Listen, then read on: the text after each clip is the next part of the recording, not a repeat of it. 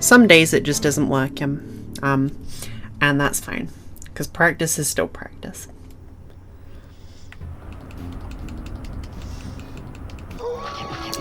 You did ask about like languages and that, Ren.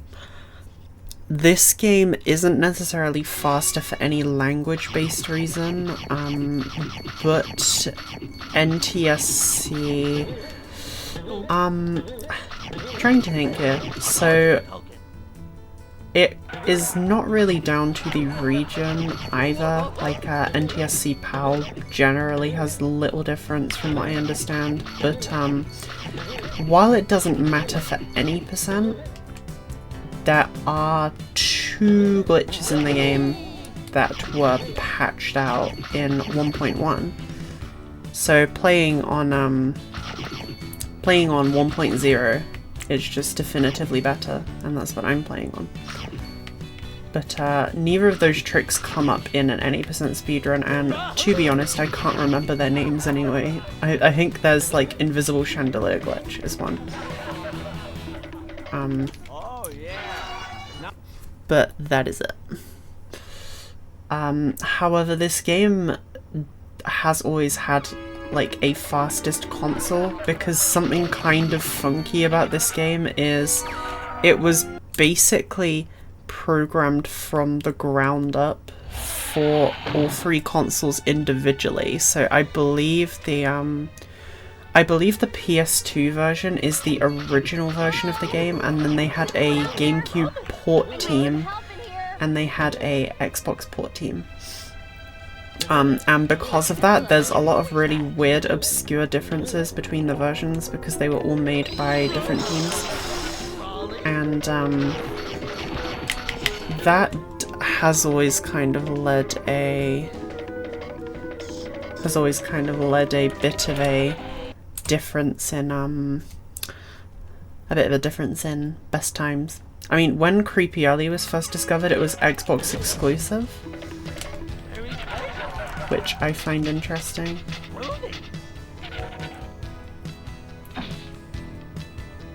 I definitely need to do some like some Creepy Early attempts on stream. More than anything, it would just be funny, but funny is still content.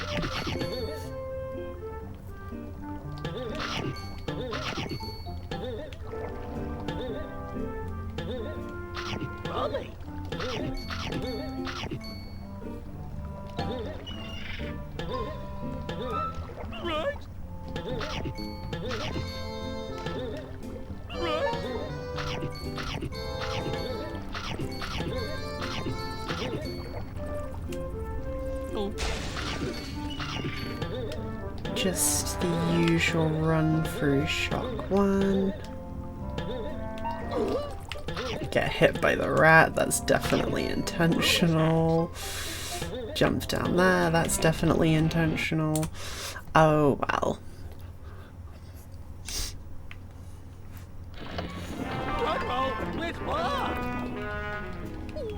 The thing that's at least nice about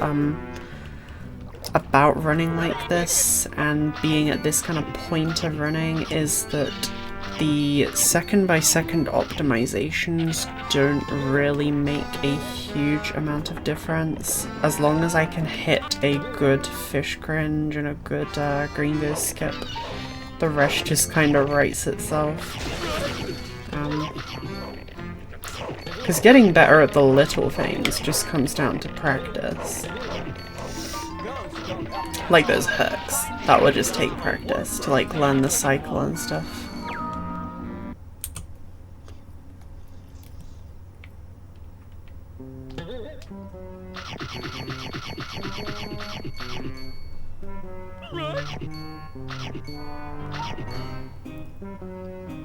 Multi-person speedrun.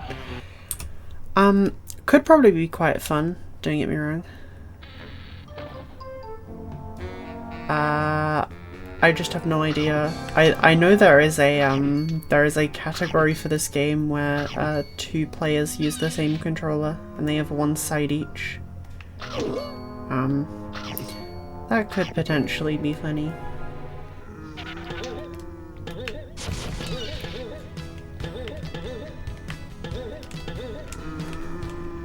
Yeah, the crab wasn't in the right spot for me to get that. But we've got the springs. You know the drill.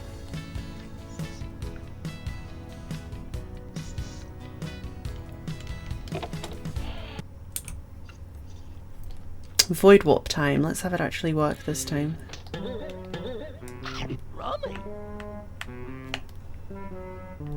Oh, nope. I think I'm doing a little too early there. Part of the problem. Gotta go back through the door.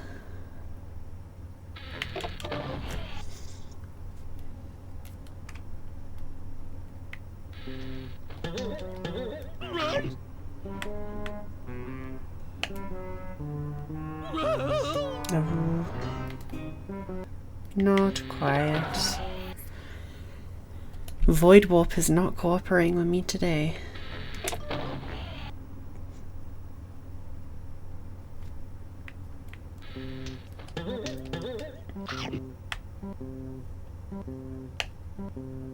There we go.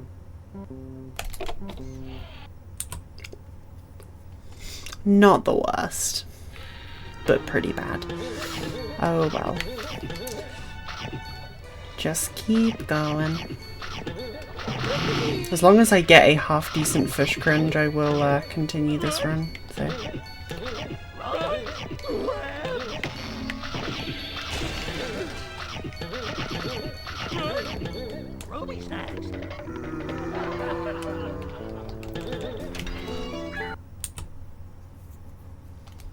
It's nice that I'm just like slowly chipping away at my splits bit by bit. Slowly making them better and better.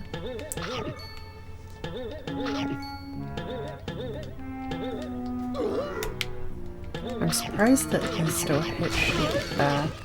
Probably warrants using the charge attack.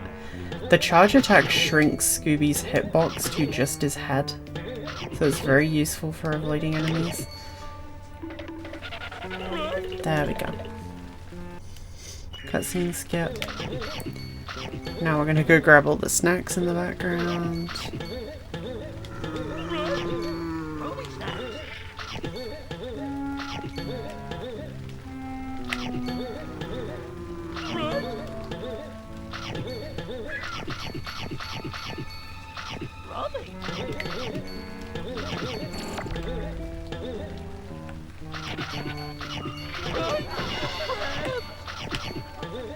Don't want to miss that.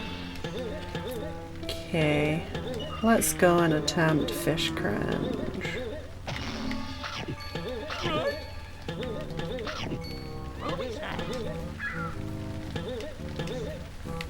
Grab that box and that box, and then grab our fishy.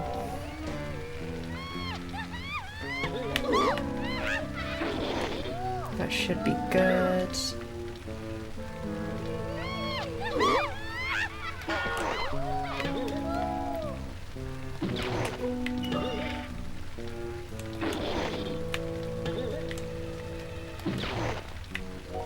There we go.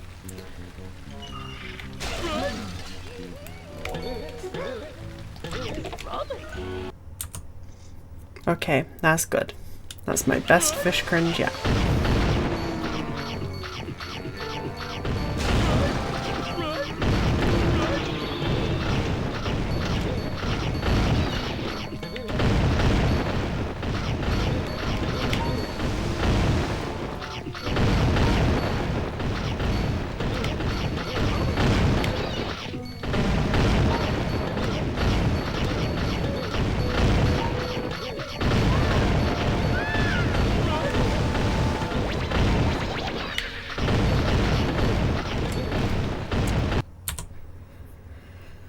Okie doke.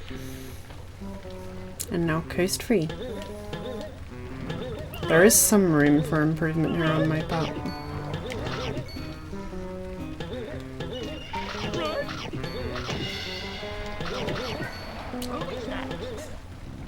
And room for improvement means a chance to get that depressing time loss off my back, so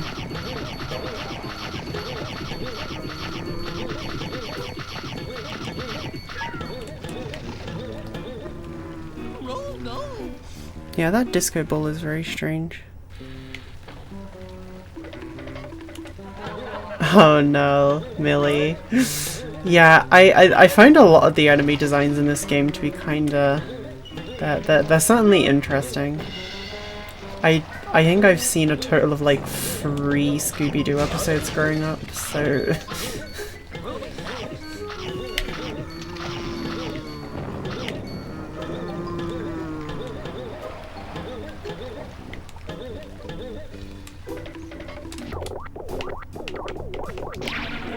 I just warped to the wrong place. That's okay.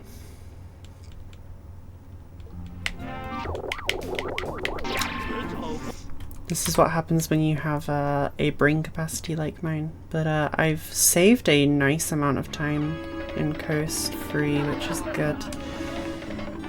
I'm gonna take a second to grab these snacks.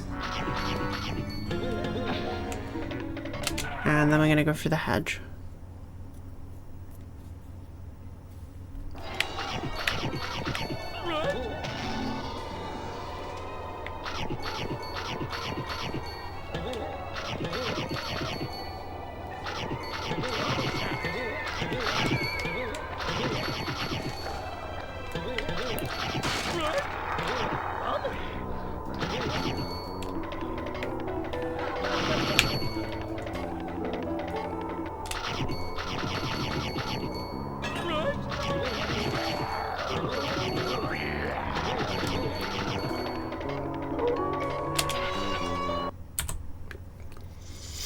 Nice movement there.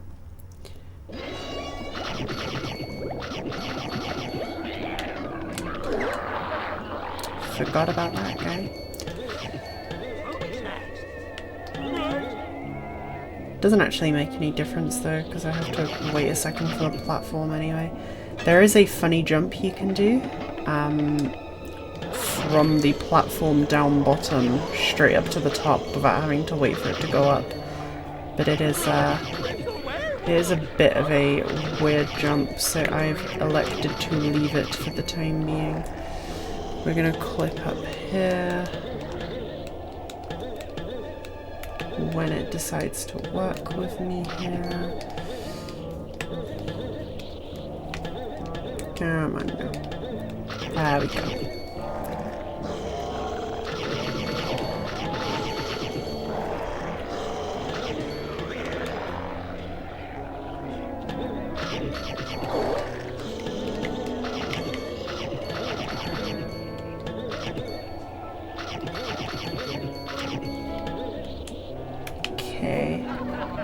I think that would do snacks wise, at least for now. I might have to find some kind of catch up later.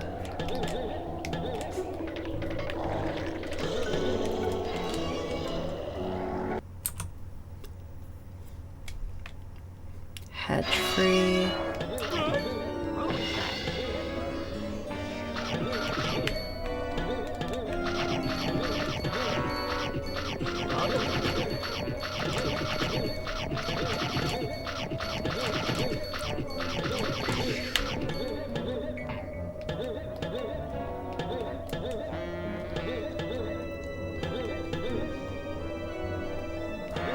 If somebody finds like, if somebody finds 850 skip one day, the world is gonna explode. But at least in my eyes at the moment, based on what I've seen of it, I don't even think an 850 skip could exist. But basically to explain, because I know most of you haven't played this game. Basically, the reason we go around collecting snacks, even when it wastes time, is because at certain points in this game you have to open snack gates to be able to progress. And the one at the end of the game requires a whopping 850 snacks, which is why we have to collect so many. If we could find a way to skip past that gate, we would save a lot of time because we could completely forego collecting all these snacks. And then the only snack gate left in the run to care about would be the coast free snack gate. And funnily enough, that snack gate gets skipped by Creepy Ellie, if I remember correctly. So I don't actually think there would be any snack gates at all in the run if we found 850 skip. I could be completely wrong on that, so like, grain of salt, but the issue is though, it's not so simple because the door behind the final snack gate is actually not active until you've paid the gate. So people have clipped out of bounds. There is a known way out of bounds and behind the gate, but the door you have to go through just doesn't work until you pay for the gate. So that doesn't work. So the only other two options there are, in the very first manor level, the first level that you see me go into, there's actually a bookcase on the right side of the level. And that bookcase you actually come out of after you beat the final boss. There is a shortcut. That was a very nice jump, by the way. After you beat the final boss, there is a shortcut from the final boss room that goes back out of the manor, and it comes out of that bookcase on the right. So if we could clip inside the bookcase, then in theory, we could skip literally the entire game, except for getting the helmet and the Super Smash, because we could just clip through the bookcase straight to the final boss. But the loading zone back the other way, behind the bookcase, is actually disabled. The devs left it in, but they disabled it, which is kind of interesting.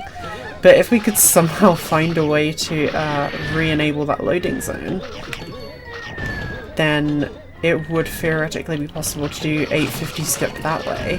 And if that were possible, we could literally just get the helmet and the Super Smash and then do nothing else. Which is honestly a bit crazy. But because the load zone is disabled, I don't see how we would do that unless we could find some kind of arbitrary code execution, and that's never really a fun place to go. So maybe not. But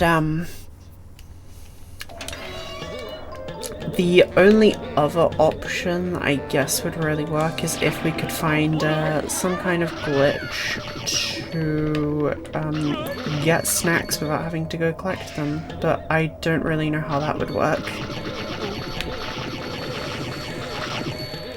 Or at least I don't know how that would work in a way that could like save time, because even if we found like a snack dupe glitch, I bet it would take too long to pull off all the snacks you need.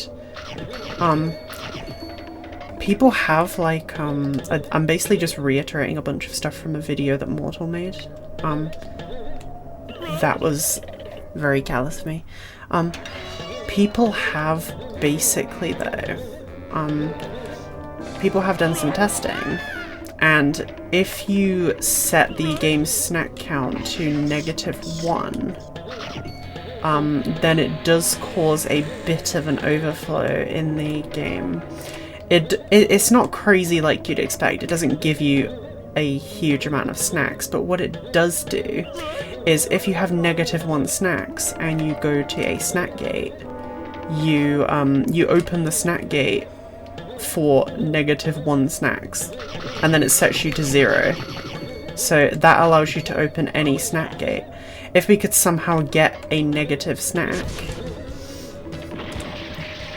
that would entirely work, but there's no known way to do that because, again, the snack system is very, very simple.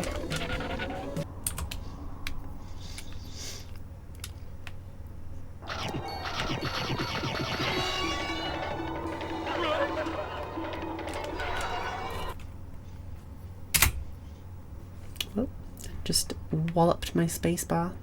Poor spacebar. I'm sorry. Yeah, so those are basically the only hopeful options for some kind of 850 skip. And honestly, I don't see any of them happening. Which is a bit sad, really. Oh, hello. I remember you. Hello. I say that like some kind of, I say that like some kind of evil villain. I remember you.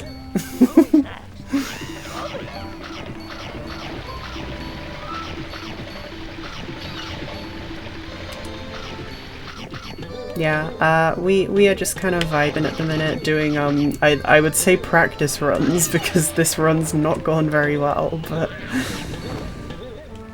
that's just how it is.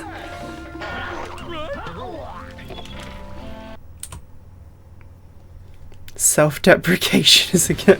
I remember you. I remember talking to you in the general chat in the Discord.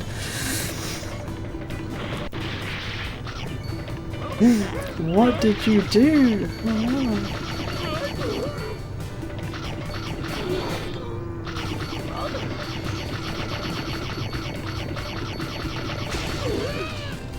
That's not ideal.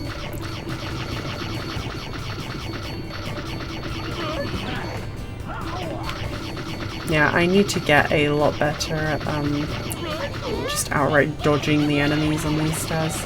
But those are some of the worst time charge attacks I've ever made. Just call it a no reset run, yeah, that's true.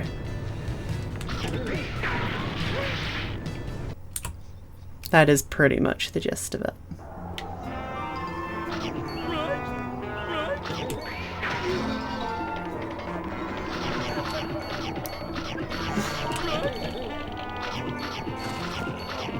Yeah, this level is a pain. The part that honestly just bothers me the most is navigating these last few bridges with the hooks, because the camera doesn't really help. I do know of a jump to skip all those bridges, but I need the snacks, so that's not really much help. Oh. Okay, nobody saw that. Nobody saw that. Yeah, the jumping question is that. So I guess if I had enough snacks, it's entirely possible to just skip that. But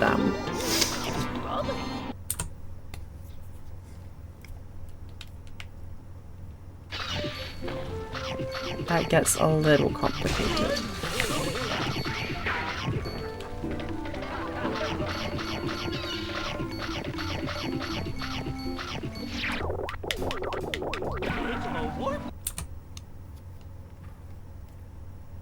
Oh, can you?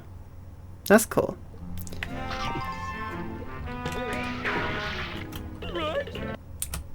It's gonna be fun to just like slowly learn all the different optimizations with time. That's gonna be good. I'm gonna grab this just to be safe, because I'm notorious for messing up the snack route and then having to go into lab 2 to get some extra snacks, and that obviously wastes a lot of time.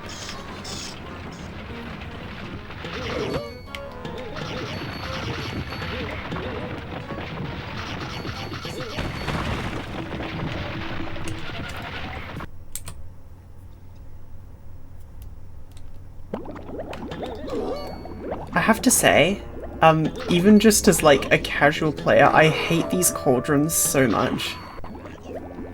They drive me completely insane sometimes.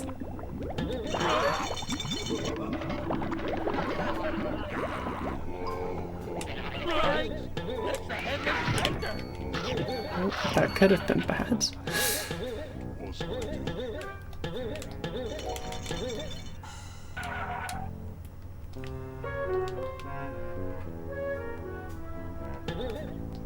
Try and get obvious.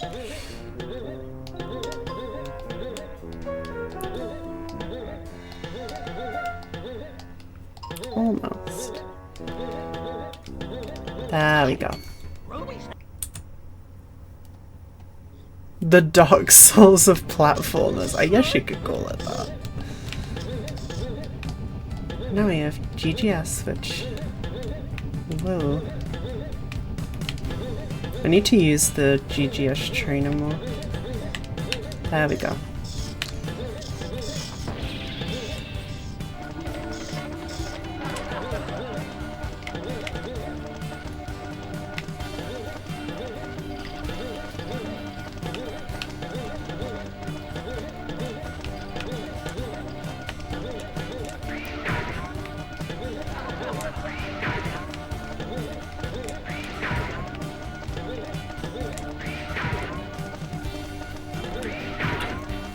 Oh, if watching this game gives you anxiety, this lab gives me so much anxiety every time I do it, because if you die in here, you have to do GGS again. And the entire floor is an electric mess, so...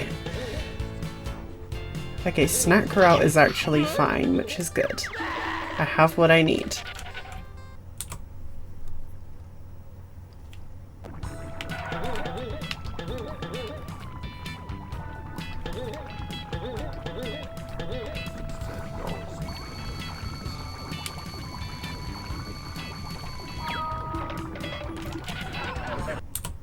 Well, that saves over the last time, because last time I had to go into lab 2 and get some snacks. Oh my god. Can you imagine? The Scooby-Doo polycule. Interesting.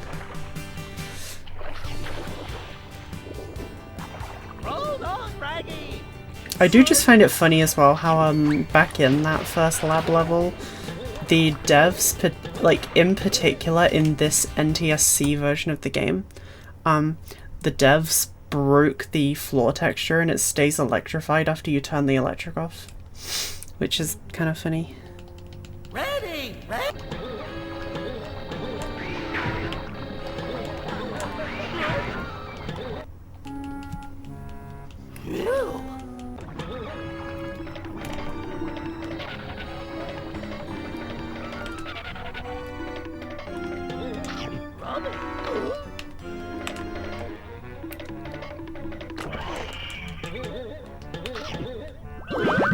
Oh, that's not good. I'm gonna need to be quite careful here.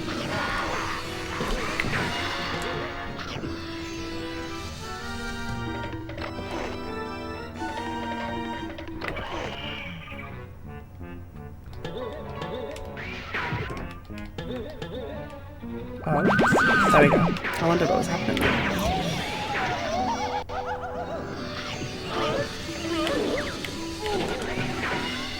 I still need to learn phase free skip, because I've attempted it a couple of times before and it's just ended with me screwing myself over, so not really worth it.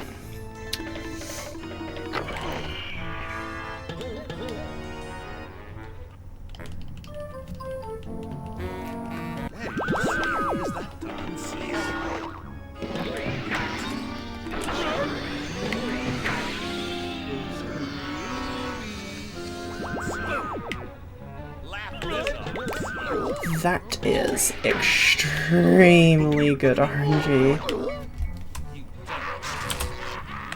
Okay, so that is a new PV then. Alright. That Mastermind RNG was great.